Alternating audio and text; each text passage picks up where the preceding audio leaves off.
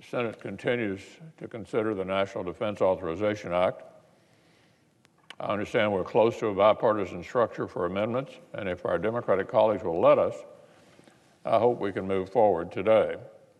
All week I've discussed how this 60th consecutive NDAA will help our nation protect its people, stand with our allies, and keep pace with our competitors. This legislation has global reach.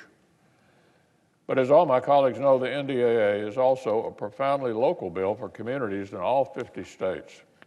My home state is proud to support 3 Army installations and the men and women of the Kentucky Air and Army National Guard. Last fall, I hosted Defense Secretary Mark Esper in Kentucky to speak with the Fort Knox community.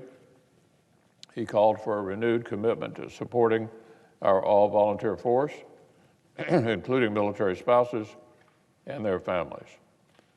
The NDAA advances that goal. It will authorize a new elementary school at Fort Knox.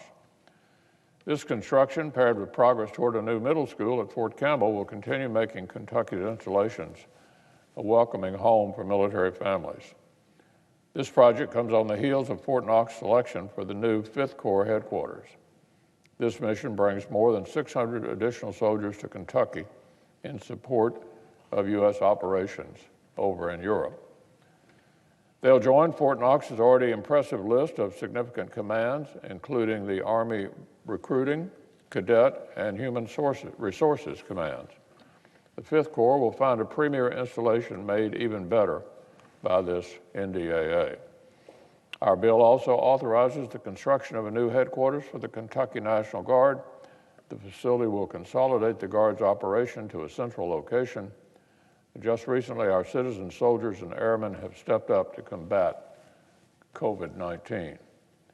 I'm glad this legislation will deliver for them. At the Bluegrass Army Depot, the NDAA will advance the disposal of legacy chemical weapons. Families in Madison County have lived for generations with these deadly agents practically in their backyards. For years, I've fought alongside them to support safe and responsible demilitarization.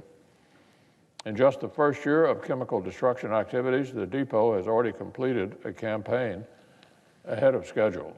An entire type of munition has been completely deleted from the U.S. stockpile. Our legislation will help us safely consign more of these weapons to the ash heap of history.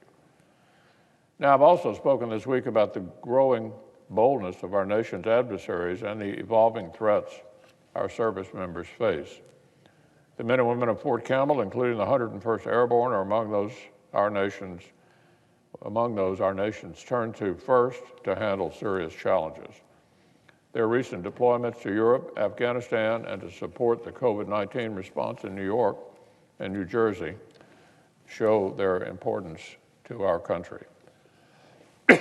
Pursuant to the National Defense Strategy, this NDAA will encourage new capabilities so elite fighting forces like the 101st are equipped for success under any circumstances. The Senate is grateful for the courageous service of our armed forces. The bipartisan legislation before us honors their sacrifices and authorizes the resources to carry out their missions.